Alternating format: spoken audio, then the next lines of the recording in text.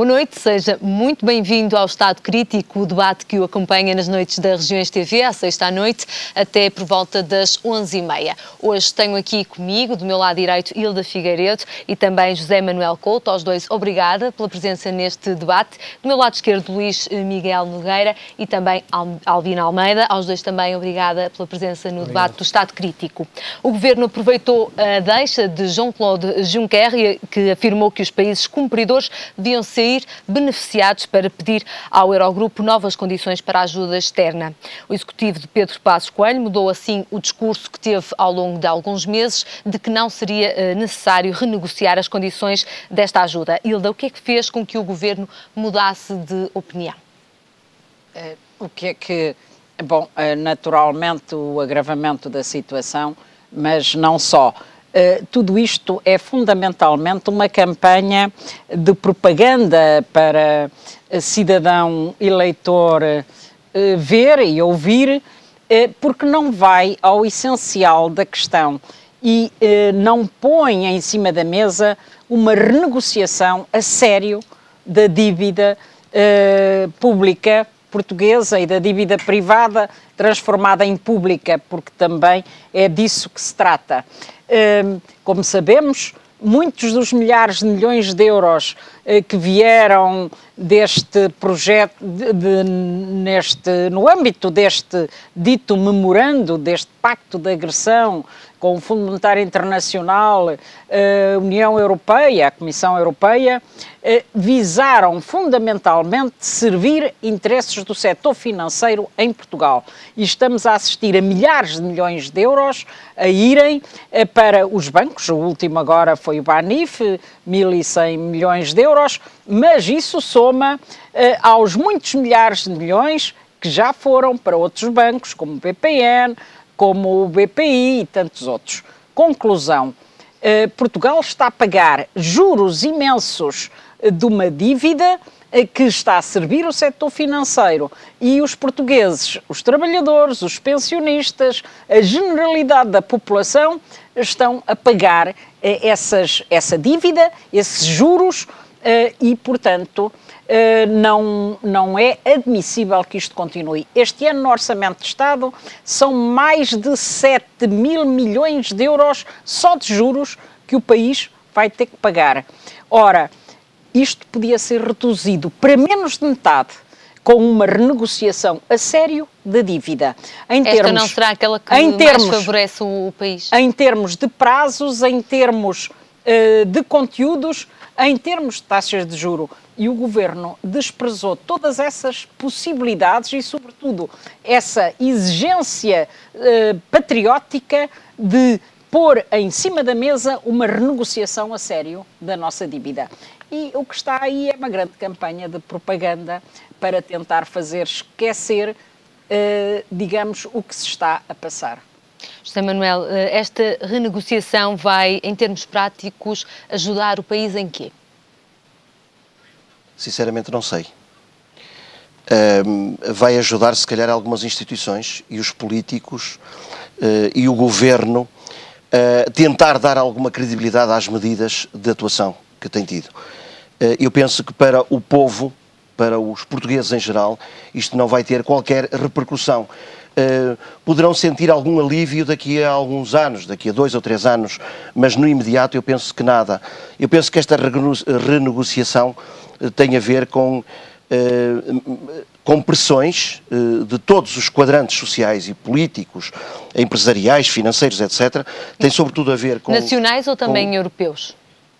Eu penso também europeus, porque no quadro da Europa, eu penso que é, que é importante que Portugal se articule com outros países, mais ou menos ao nível de Portugal, nomeadamente a Grécia, a Itália, a Espanha, etc. E, portanto, é normal que estes países tendam a articular-se de forma a renegociarem a sua dívida. A dívida existe, pode ser renegociada, os prazos podem ser alargados, as taxas de juro podem ser mais baixas, mas a verdade é que tem que ser pago. E o povo não vai sentir certamente os benefícios desta renegociação, que tem muito mais a ver, concordo com a doutora Hilda, com questões de natureza política e publicitária e de marketing do que um efeito muito prático que se sinta na vida dos portugueses.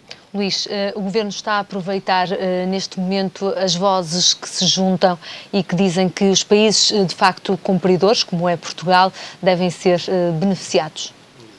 Antes de mais, muito boa noite a todos os presentes, Delfina, os companheiros de debate, boa noite lá para casa para todos os telespectadores.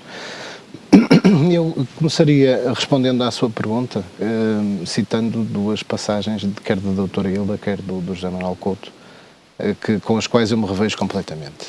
Eu acho que qualquer político na condução dos seus trabalhos tem que ter um patriotismo e uma exigência patriótica acima de tudo. E concordo com o José Manuel Couto quando diz que tudo o que se passa hoje só terá repercussões daqui por 2 ou 3 anos.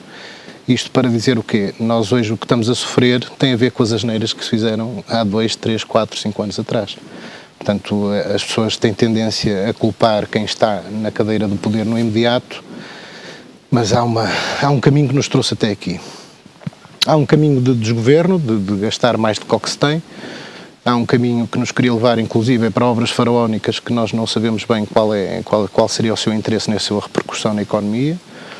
Há um caminho de dívida, de endividamento em cima de endividamento, que culminou quando estávamos com uma crise financeira e económica internacional no seu auge, a nível europeu e a nível mundial, e nós, como país integrado na comunidade europeia e com um país fortemente vocacionado para a exportação, iríamos sofrer, com certeza. Em 2008 e 2009 parecia que essa realidade ia passar ao lado de Portugal. Portugal estava isento ou imune à crise e fizeram-se asneiras ainda maiores quando já não se podiam em 2009 porque eram ano de eleições. Portanto, fizeram-se despesas públicas que não se podiam ter feito, fizeram-se endividamentos que não se podiam ter feito. Isso conduziu a um estado de pré-bancarrota ou bancarrota iminente em 2011 e acho que nenhum político, como já disse aqui nas outras semanas, gosta de fazer aquilo que os responsáveis políticos tiveram que fazer em 2011, que foi ir lá para fora e pedir ajuda para nos salvarem de uma bancarrota e de uma falência como Estado. Portanto, depois disso tudo, começou-se um caminho, nós pedimos ajuda. Convém relembrar as pessoas que não foi o FMI, nem o Banco Central Europeu, nem a União Europeia que vieram aqui oferecer dinheiro porque queriam fazer negócio, fomos nós que pedimos ajuda. E claro, quer dizer, nós pelo Estado português, três partidos, não é? o PS, o PSD e o CDS. Sim, houve quem se demitisse das suas Ou responsabilidades. quem achasse que havia uma alternativa e que este endividamento foi uma transformação da dívida privada em dívida pública, a dívida do setor financeiro, dos bancos. Sabe tão bem como eu que isso não é realidade, mas sei que é verdade, sei que é verdade. Conclusão, nós chegamos a um ponto que fomos nós que pedimos ajuda, portanto pedimos um empréstimo para equilibrar as nossas contas. Esse empréstimo teve condições. Este governo tem conduzido, porque houve umas eleições em 2011, tem conduzido um processo de ajustamento para satisfazer quem nos emprestou dinheiro, porque esse dinheiro não foi emprestado toda uma vez, foi emprestado por frações, por prestações, e a libertação dessas mesmas prestações depende do cumprimento de determinadas metas, que inclusive foram acordadas. O PSD e o CDS estiveram presentes nas negociações, assinaram, juntamente com o PS, mas quem negociou todo este acordo com a Troika foi o governo da altura, portanto, Partido Socialista. Portanto, é natural que estes 3 partidos se identifiquem mais com esses compromissos do que aqueles que não tiveram presentes na negociação e que tenham feito tudo o que podem para que essa negociação, para que esse acordo seja cumprido, porque somos pessoas de bem e gostamos de cumprir com aquilo que acordamos. Claro que toda esta situação exige sacrifícios e exige sacrifícios enormes que estão a ser pedidos à população portuguesa. Recordo que nós já vínhamos de anos, desde 2001, salvo erro, de um esforço enorme pedido aos portugueses para fazer um reajustamento da economia portuguesa. Portanto, chegados aqui, eu acho que o Governo esta semana escolheu a altura certa e se calhar na companhia certa, porque existem 3 países na Europa que estão numa situação de intervenção financeira como nós, que somos nós, a Grécia e a Irlanda. A Grécia com os resultados que toda a gente conhece e com as consequências que tem, e com a Irlanda que está a começar a sair da própria crise. Portanto, Portugal, na altura em que a Irlanda vem testar os mercados para ver se as suas políticas estão a ser reconhecidas, Portugal faz o mesmo, com um resultado muito positivo que se reflete depois na confiança que os investidores têm na nossa economia, porque não há crescimento, não há emprego, se os investidores não tiverem confiança num país ou se não considerarem que o país já merece, em termos de risco, investirem o seu dinheiro. Portanto, acho que foram sinais positivos os que nós vimos esta semana. Primeiro, o cumprimento da meta do déficit. O cumprimento da meta do déficit, com certeza, à custa de medidas extraordinárias, mas cumprimos com o acordado. Exigiram-nos 5,4%, atingimos 5%. É muito bom porque isso é mais uma etapa no cumprimento. Renegociação. Todos nós queremos a renegociação. Mas uma renegociação, tal como uma negociação, faz-se a dois. Neste caso, o Estado português com a Troika, não é? E não se pode renegociar a um. Eu acho que o Partido Comunista Português e o Bloco de Esquerda pensam que a negociação ou a renegociação é um. Nós dissemos, vamos renegociar e os outros, onde é que eles estão? Têm que estar presentes também na negociação. Portanto, nós temos que criar as condições, temos que transmitir confiança aos nossos credores, tal como qualquer família portuguesa ou algum português individual que está endividado perante outrem, tem que criar condições de confiança para poder chegar à beira do seu credor e renegociar os termos com os quais acordou inicialmente. Porque quando nós negociamos esta dívida, as condições que tínhamos eram diferentes das que temos hoje. Portanto, acredito que sim, que está a ser feito um trabalho e um esforço para renegociar no tempo certo, na altura certa e com a companhia certa, que é a Companhia da Irlanda e não com a Companhia da Grécia. E os resultados, Luís, quais serão, os resultados desta renegociação? Tal como a José Manuel Couto disse bem, os resultados deste início de recuperação da soberania portuguesa, porque nós andamos a avisar durante muitos anos, nós e algumas pessoas conscientes em Portugal, avisavam para o perigo do endividamento excessivo e que isto poderia levar a uma situação de transformar em Portugal num protetorado dos nossos credores. Isso aconteceu. Nós, nos últimos 2 anos, 1 ano e meio, temos estado debaixo das ordens de quem nos financia. Portanto, este pequenino sinal, este cumprimento de metas, este lançamento de dívida nos mercados, este pedido de renegociação depois das declarações, não só do Presidente do Eurogrupo, mas também do Presidente do Parlamento Europeu, quando esteve em Portugal, se revia completamente nas declarações efetuadas pelo Presidente do Eurogrupo, que os países cumpridores deveriam ser recompensados. Criaram as condições, então, para o governo português chegar perante os seus credores, cumprindo com a sua obrigação e pedindo condições mais favoráveis. Respondendo à sua pergunta e lembrando o que o José Manuel Couto disse bem, todos os impactos positivos ou negativos de políticas públicas só se repercutem nos seus cidadãos 2 ou 3 anos depois. Portanto, acredito que se estejam a criar as condições para que daqui a 1 ano ou 2 se possa aliviar a carga fiscal sobre os portugueses, sobre as empresas, sobre as famílias. Com base nesta renegociação. Com base nesta renegociação, exatamente. É positivo para o governo Albino Almeida dar este sinal de que quer renegociar o memorando quando tantas pressões eram feitas internamente por parte da oposição, por exemplo? Bom, deixe-me dizer-lhe que, em princípio, era preciso que eu acreditasse que os nossos parceiros do lado de lá são sérios. Eu acredito que não são. Sinceramente, digo-lhe isto. FMI, Comissão Europeia... Sim, ninguém dessa gente é séria. E eu tenho memória, portanto, este discurso que o Luís diz. O Luís é um homem sério, diz isto a sério porque acredita que é sério o argumento que assumiu como modelo, mas não é sério. E quem está lá em casa vai lembrar, não é sério, não é o argumento. Sim. É uma visão da realidade que não cola com a mesma realidade. Querem ver porquê? Nós, quando chegamos ao euro, eu estou a falar de lá das famílias, as famílias recebiam em casa dinheiro, cartões e todo um conjunto de facilidades para se endividarem. Ora, isto certamente não foi vontade de nenhum dos políticos que nos governam, porque eles, graças a Deus, sobre essa matéria, são de uma profunda ignorância, não é? Até o Presidente da República trocou as reformas pelo salário, com resultados, em termos fiscais, desastrosos para ele, como é público e notório. Portanto, anda tudo perdido, não é? Portanto, o mais alto magistrado da nação também se enganou a fazer contas. E, portanto, significa que, sendo ele um perito nesta área, alguém não é sério, porque até o engana a ele, terei eu que ver numa visão benévola, porque sou português e acredito que ele não fez aquilo para ser prejudicado ele próprio. E, portanto, desse ponto de vista, nenhuma dúvida de que nós nos lembramos bem como é que as famílias foram empurradas para endividamento. Mas o que não nos diziam, e por isso é que os nossos parceiros não são sérios, é que se estavam eles próprios a endividar para emprestar dinheiro às famílias e ao Estado. Isso é que nunca disseram. Nunca nos disseram isso. E isso levanta toda uma questão que o Rubini muito bem explica, que já o nosso Hernani Lopes andava à procura deste problema, que é como é que nós conseguimos hoje ter negócios financeiros 60 vezes mais do que as transações de bens reais. E, portanto, no tempo em que o capitalismo era acumulação e usava o processo de produção para acumular riqueza, era tributado. E com isso construímos o Estado Social. Tributávamos o capital, o trabalho, os salários, o produto, os lucros e até os juros liberatórios das aplicações. Pois bem, a partir do momento em que passámos a fazer uma economia de casino, a aplicar em produtos financeiros e produtos financeiros, até nem se tributava.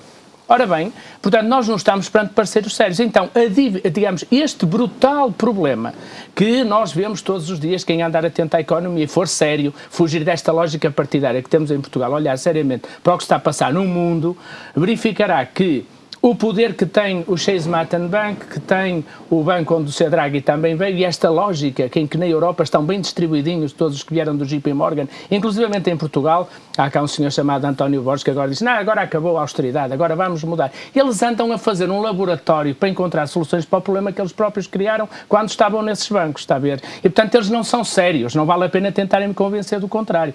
E, portanto, desse ponto de vista, Portugal, que era um país estrategicamente que nunca teve um rumo estratégico e que estava atrasado anos, eu diria séculos mesmo, mas pelo menos muitos anos, que teve um ditador que punha o dinheiro de lado, mas depois quando ia fazer obras o dinheiro que tinha posto de lado já não chegava porque havia um fatorzinho chamado inflação que dava cabo das poupanças todas. Portanto, Portugal atrasou-se em muitas áreas, atrasou-se na saúde, atrasou-se na educação, atrasou-se na segurança social. E esses 38 anos que passaram, Portugal, de facto, avançou muito.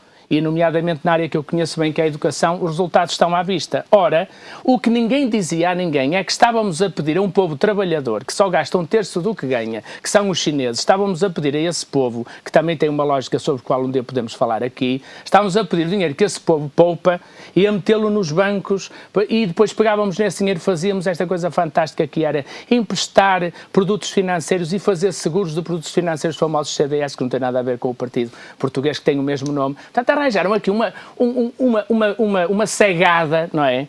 E que, de facto, na Europa coincidiu com o lançamento da moeda única. E esse é que é o problema.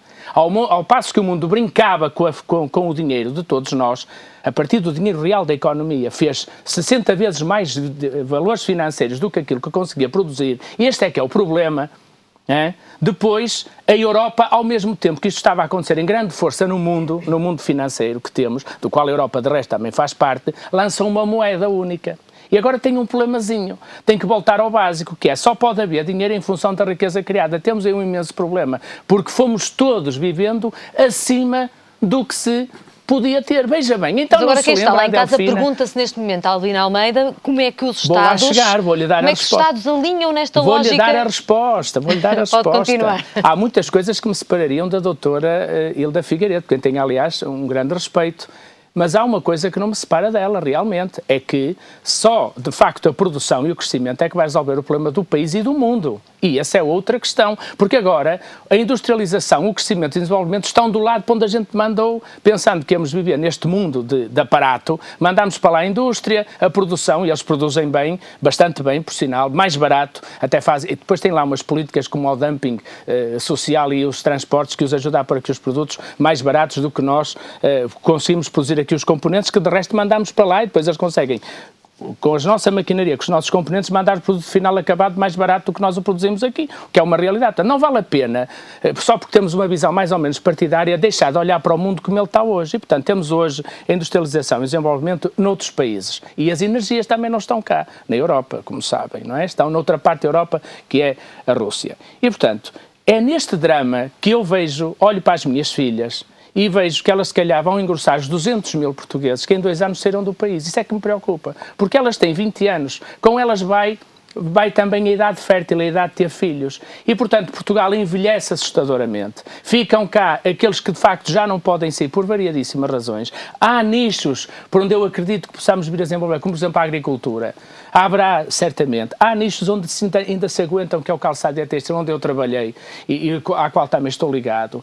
E, portanto, o que eu lhe quero dizer é que os portugueses muito dificilmente vão sentir qualquer reflexo disto. Porque, inclusivamente, perante o negócio que ontem foi fazer a colocação da dívida portuguesa para alguns bancos que ganharam um balúrdio de euros ontem na aplicação, eles dificilmente vão voltar a emprestar à economia. Isto também interessa aos bancos, porque consolidam os seus resultados negociando na dívida soberana, porque é tranquila e é segura. Para que emprestar às empresas? Para que apostar àqueles que querem fazer negócios? Nada lhes está em cima da mesa. Eu há dias conversava com o Arménio Carlos e acho que a CGTP tem um discurso que me parece extremamente interessante para quem estava habituado a pensar que a CGTP tinha um discurso próprio. Peço desculpa de eu dizer. Mas a grande convergência que existe hoje, possível em Portugal, entre patronato e trabalhadores, é o aumento do salário mínimo. Com uma garantia do lado da CGTP, estar ao lado dos empresários, a pedir que haja dinheiro para montar pequenos negócios, sem os quais não haverá rendimento para o país, não haverá descontos para a segurança social, não haverá fiscalidade. Este governo está, portanto, metido num assado. As pessoas sérias de trabalho que todos os dias têm que se levantar para trabalhar já perceberam que não há uma divisão tão classista, se calhar como muitos defendemos, eu próprio a defendi, e temos hoje que olhar para isto e dizer, os que investem podem ser pessoas individuais. Portugal vive muito dos nanonegócios, dos negócios que são unipessoais, do tipo que tem o cabeleireiro, que tem a tabacaria, que tem... E que, portanto, geram emprego. Pelo menos o deles. Pelo menos o deles. Depois temos um sistema fiscal que é uma coisa horrorosa em termos daquilo que devia ser e podemos, noutra altura, falar sobre isso. Portanto, não espero nada de especial para Portugal, a não ser esta coisa importante que é bailarmos com a música que vem de fora, porque como a nossa banca está endividada, toda ela endividada, depende de fora, portanto está metida neste circuito e de facto o país teria outras alternativas que num quadro mais alargado do mundo, se calhar são mais difíceis, as famílias portuguesas podem estar absolutamente cientes do nosso ponto de vista de que amanhã continuará a haver famílias que ganham 800 euros e de caminho mais lhes vale não trabalhar, porque com a carga fiscal que têm, a ganhar 800 euros, posso exemplificar já aqui com um caso concreto, ficam com pouco mais de 500 euros em casa por mês. Este problema vai continuar e, como se viu, nem o líder da oposição está em condições de garantir que vai baixar os impostos. Veja bem a nossa tragédia. Em segundo lugar, foi asfixado uma miséria de rendimento mínimo. Os subsídios de desemprego também já contribuem para equilibrar o déficit. Portanto, o que é que pode esperar os portugueses? Ninguém se compromete com baixar impostos. Só temos um caminho. É, de facto, olhar para algumas propostas que vão começar a existir no âmbito da concertação social.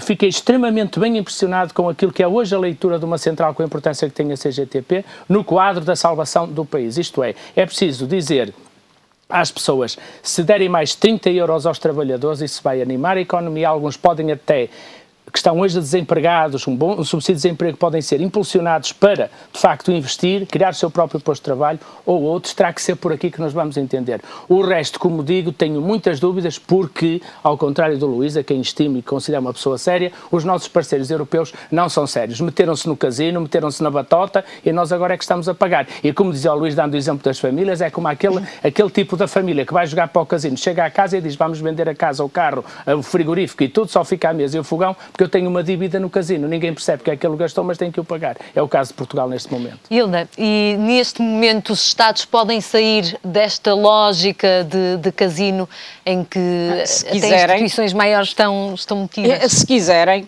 mas deixe-me ainda, se quiserem, isso é uma questão de vontade política, mas também de escolhas do povo, que naturalmente vai ter que lutar contra este capitalismo que está aqui a utilizar a especulação, que está aqui a utilizar a especulação, que está aqui a utilizar um setor financeiro onde naturalmente o neoliberalismo que destruiu qualquer tipo de fiscalização, de regra, de regulamentação, que destruiu um setor, uma coordenação pública e um setor público que era essencial neste campo, para hoje pôr todo um país, todo um povo, todo um interesse nacional ao serviço desse setor financeiro. E deixe-me só exemplificar, continuando o que eu já disse inicialmente, dos milhares de milhões de euros, dos cerca de 78, agora parece que já são 80 e tal mil milhões, que virão, que já vieram uma parte, e o que falta ainda para Portugal, parece que agora são 82 mil milhões, cerca de metade vai diretamente ou indiretamente para o setor financeiro. E mais, algum desse dinheiro, alguns milhares de milhões desse dinheiro que está a ser dado à banca, não é para investir na economia, ao contrário do que às vezes tentam fazer crer. Em muitos casos... Mas o Governo não devia pedir essa garantia, que esse dinheiro entrasse novamente na economia? Em muitos casos está a servir para comprar a própria dívida pública. E estas operações de autêntico marketing que o Governo está a fazer, está também a socorrer-se disso. Ou seja, eles ganham 2 carrinhos. Ganham de um primeiro carrinho, que é levar dinheiro, de qualquer forma e jeito, a uma taxa de juro baixíssima. E depois ainda irem comprar a dívida soberana, a dívida do próprio país, através deste dito recurso ao mercado, cobrando cerca de 5% de uma taxa de juro para 5 anos. É uma taxa elevadíssima, que lhes vai dar lucros a duplicar. Ora, então, isto é um escândalo completo. Como se serve, como isto tudo, que tem esta campanha linda que está aí a ser feita, já estamos no mercado, está a servir, de facto, não o país, não o povo, mas o setor financeiro, que vai ganhar de 2 maneiras. E mesmo os que são internacionais, deixe-me só completar isto, mesmo, dizem, agora podiam dizer assim, mas a maioria foram investidores internacionais. Sim, foram bancos internacionais que receberam, em muitos casos, dinheiro do Banco Central Europeu, porque são privados, receberam dinheiro do Banco Central Europeu a uma taxa de juros da ordem de 1%, da ordem de 1%, porque receberam diretamente 1%, e agora compraram cerca de 5%, ou seja, 400% de lucro. É isso que se está a passar. É o que isto significa. E, naturalmente, que não é dito ao nosso povo, e nós vamos ter que pagar isto tudo através das tais, enfim, dos cortes nos subsídios, nos apoios, do desemprego, do agravamento da pobreza, dos impostos, etc. Mas vamos ter que pagar, não é porque o país necessite disso para crescer. Ou para se libertar de um déficit orçamental. Não é por isso. É por causa de uma política deliberada que quer destruir direitos sociais e laborais, recorrendo a tudo para servir interesses de um setor financeiro exclusivo. É isso que está em causa. Mas deixe-me só, já vou acabar, deixe-me só dizer... por exemplo, o que se impunha neste momento era, de facto, uma renegociação da dívida. Mas uma renegociação da dívida que reduzia para menos de metade esses encargos financeiros. Por exemplo, se ficássemos apenas com 3 mil milhões de euros de encargos financeiros em vez dos 7 mil milhões e meio, olha, já podiam ser pagos o 13º mês e o subsídio de férias aos trabalhadores, aos reformados. Não era necessário tal imposto suplementar, não era necessário aumentar as taxas moderadoras na saúde, não era necessário aumentar as propinas, podia-se aumentar o salário mínimo nacional para os 500 e tal euros, bem, ao menos os 515, não é? Que não é nada. Já podia, por exemplo, na educação, haver melhores condições para não continuar uma situação terrível de excesso de alunos em algumas turmas, de despedimento de professores, enfim, que estão no desemprego, aos milhares. Portanto, já era possível toda uma alteração que possibilitasse, por exemplo, um crédito bonificado nos termos em que, eu diria, um crédito ao mesmo preço que é feito ao setor financeiro para as micro, pequenas e médias empresas, para as dinamizar, para apoiar a produção, para criar emprego, enfim, para termos, de facto, uma outra economia e um outro futuro. isso podia ser feito com uma renegociação da dívida a sério. Bastava haver vontade política para o fazer. Luís, os Estados estão reféns da banca neste sentido em que a Hilda fala? Ou seja, há dinheiro que está a vir deste memorando para os bancos, para depois eles irem comprar dívida soberana portuguesa. O que é que acontece? Vamos ver uma coisa. Em primeiro lugar, temos que perceber duas coisas. Uma coisa é a questão da dívida pública, da dívida soberana, outra coisa é a questão da dívida externa e da dívida privada. Quando eu e muitos outros alertavam para o facto de termos tido um governo do Partido Socialista, um governo Sócrates, que levou a dívida pública dos 70, 80 mil milhões de euros para os 170 mil milhões antes Troika, pré-Troika, e que a dívida privada, a dívida da banca, essencialmente, era o dobro disto. Portanto, já em 2007 a dívida da banca rondava os 180, 190 mil milhões de euros. Estávamos a perceber-nos que mais tarde ou mais cedo isto iria ter efeitos catastróficos no país. Esses valores estão exagerados. Não estão. A dívida pública em 2008, 2009 andaria nos 300 milhões. Eu não vou por aí, mas são valores que não são andarão exatos. perto disto. Doutora, mas se me permite, hoje este debate está a correr tão bem, ninguém se interrompe a ninguém. Não vamos estragar. Só estou a dizer que não são números exatos. Sim, pronto. A questão os bancos compram dinheiro para vender dinheiro. Como entidades particulares, como empresas, o seu objetivo é ganhar dinheiro. Naturalmente, tentam comprar mais barato para vender mais caro. Na questão pública, muito trabalho às finanças. Essa área sabem que pela banca as finanças vão buscar pouco. Na questão pública é um bocadinho mais grave. O que eu defendo é que, se tivéssemos governantes efetivamente sérios e patrióticos, porque quem foi ao casino não foi este governo. Mas eu não disse que nenhum governo foi ao casino, foram os bancos mesmo que foram. Naquele exemplo que estava a dar da família, do chefe de família, que chega à casa e diz à família: vamos ter que vender o carro, a casa, e os móveis, e os anéis, e não sei o quê, porque eu fui ao casino. É que neste momento temos um chefe de família que não foi ao casino, possivelmente alguém da sua casa foi ao casino e se pôs a andar, não é?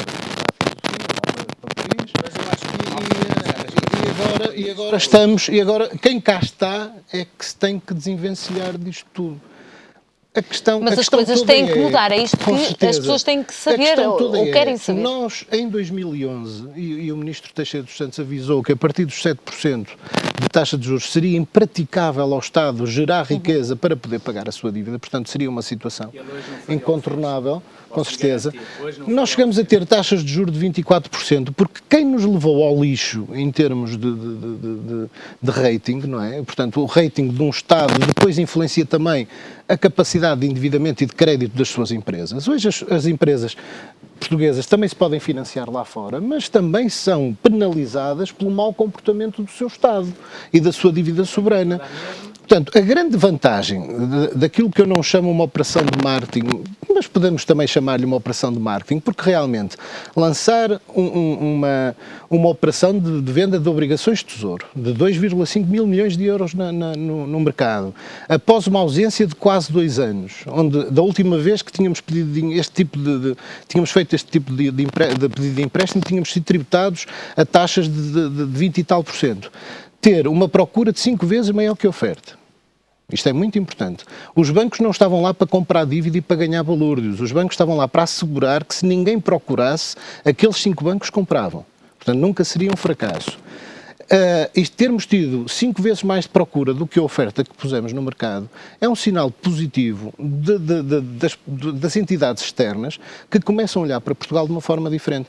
Isto vai se repercutir favoravelmente na nossa economia, porque as nossas empresas também vão beneficiar desta redução de taxa de juros, desta dificuldade que estavam a ter de acesso ao crédito, e com certeza que poderão ser criadas situações aqui para que o dinheiro que nós todos precisamos para a nossa economia venha mais barato. Mas mesmo antes de falarmos desta ida aos mercados, resta saber aos portugueses em geral que estão a passar por medidas de austeridade se vai mudar ou não a atuação dos governos consecutivos nesta lógica e neste diálogo a lidar com as dívidas, com os bancos, etc. Acho que todos nós, principalmente as pessoas que têm área de formação na área de economia, como a doutora Hilda, como eu, todos nós teríamos uma visão própria se estivéssemos na governação.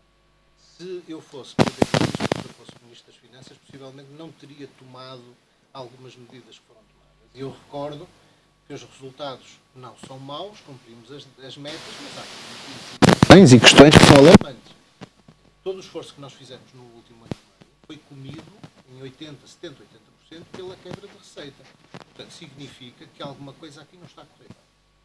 Todo este esforço que nós fizemos de ajustamento ao poupar, ao reduzir a despesa pública, com grande sacrifício da classe média, da classe baixa, que são os que mais sofrem, foi absorvido, portanto não teve o efeito desejado, porque foi absorvido uma quebra da receita. Estes aumentos e isso tudo era previsível, porque era óbvio que ao diminuir o poder de compra... Não é pessoal. A questão económica é muito clara. Se nós reduzirmos o poder de compra, ou seja, a procura, naturalmente que não temos condições para dar resposta a um aumento da produção, do emprego, etc. E, portanto, temos uma menor base para tributar. Se temos uma menor base para tributar, temos menos receitas. Então, nem é preciso ser economista para perceber isto. Eu acho que qualquer cidadão percebe que isto é um disparate completo, é um afundar do país. Eu defendo muito mais um alargamento da base tributável do que este tipo de ajustamento à parte da receita que está a ser feito. Que não é só erro, quanto a mim, erro exagerado, porque já ultrapassamos todos os limites. Sim, não é erro, porque as pessoas são economistas, sabem muito bem que isto é um disparate. Eles fazem-no por razão ideológica, pela tal razão ideológica que eu disse há pouco, porque querem servir exclusivamente ao setor financeiro à custa do povo. Agora, há uma questão aqui que também tem que ser falada. O dinheiro não foi para a banca. Os 12 mil milhões de euros... Foram. Foi. O acordo da Troika foi para recapitalizar os bancos se eles o pedissem. E que eu saiba, até hoje foram disponibilizados cerca de 4 mil milhões de euros dos 12 mil milhões. Que você saiba. Que a Troika impôs. Então, e onde é que estão os outros 8 mil milhões? Onde é que estão? Se nós tivéssemos tido... Então o governo tem muito dinheiro e não está a usar, então está-nos a enganar a todos. É que usou muito mais do que esse. Sim, mas usou muito mais do que esse. Para a banca. Para o setor financeiro, porque foi o nosso criador que o impôs. Fosse assim. Lógico. Em que pôs, não aceitava. Eu lembro-me que na altura das Mesmo eleições, para concluir, que já estamos em cima do intervalo, mas já retomamos este assunto. Na altura das eleições, eu fiz uma sugestão, nós no meu partido fomos todos chamados a dar ideias e sugestões. Eu fiz uma sugestão que achava que era a sugestão, e enquadra-se um bocadinho naquele tema que a doutora... Nós já voltamos, Luís, e já vamos retomar a partir da sua resposta, mas temos mesmo que ir para intervalo. Nós regressamos depois de breves minutos para a segunda parte deste estado crítico. Até já. Já vamos retomar aqui